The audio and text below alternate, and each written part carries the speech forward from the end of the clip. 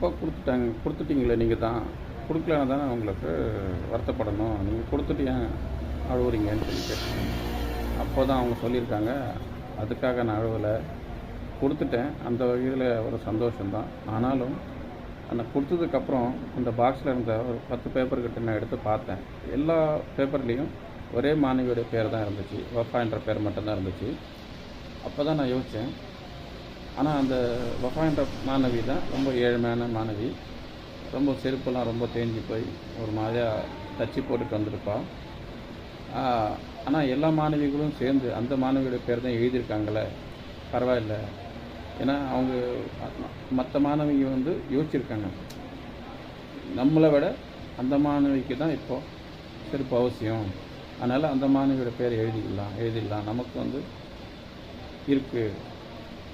அந்த மாணவி தான் ஏழ்மையான மாணவி, அதுக்கு தான் அவசியன்றது அந்த மாணவிக்கு தான் பேர் எழுதி கொடுத்துருக்காங்க. அப்படி அதை யோசிக்கும்போது எனக்கு ரொம்ப நெகிழ்ச்சியாக இருந்துச்சு.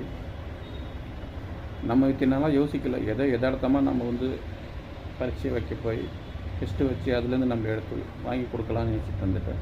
யதார்த்தமாக பண்ண விஷயத்தில் ஆனால் இவ்வளோ இது நன்மை நடந்திருக்க அப்படின்னு சொல்லி நினைக்கும் போது எனக்கு ரொம்ப மனசுக்கு வருத்தமாகவும் இருக்குது, ஒரு வகையில் சந்தோஷமாகவும் இருக்குது, ரொம்ப நெகிழ்ச்சியாகவும் இருக்குது அப்படின்னு சொல்லிட்டு. ஆனால் எல்லா மாணவிக்கும் அந்த உதவுணுன்ற மனப்பான்மை இருக்குது.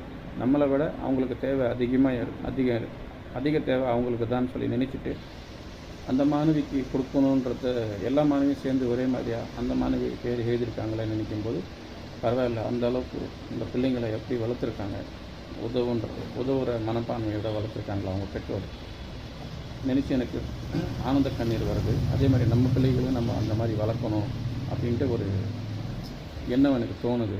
அது நினச்சி நான் என்னை அறியாமலே நான் அழுதுகிட்ருக்கேன் அப்படின்னு சொல்லியிருக்காங்க. அதனால் நம்ம எல்லாமே யோசிப்போம், யாருக்கு தேவை இருக்கோ அவங்களுக்கு உதவி செய்யணும் அப்படின்ற ஒரு மனப்பான்மையோட நம்ம இன்ஷா அல்லாஹ் யோசிப்போம்.